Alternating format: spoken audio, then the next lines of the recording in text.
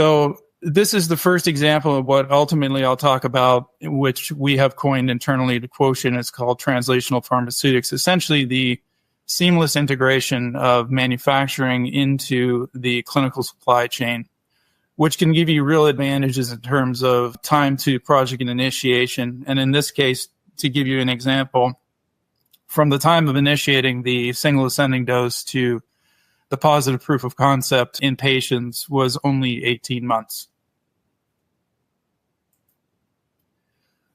So translational pharmaceutics is a process which we have evolved and developed internal to Quotient, which, as I had mentioned in the previous slide, integrates these concepts of manufacturing and practical delivery of drug supplies into the clinical supply chain in what can be more or less a real-time fashion.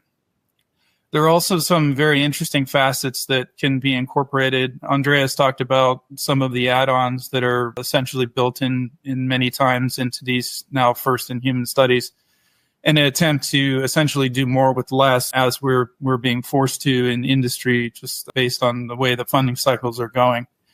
So translational pharmaceutics, I'll get into in some detail, but really is designed to essentially help you bring drugs into the clinic faster and to get to decision points more quickly.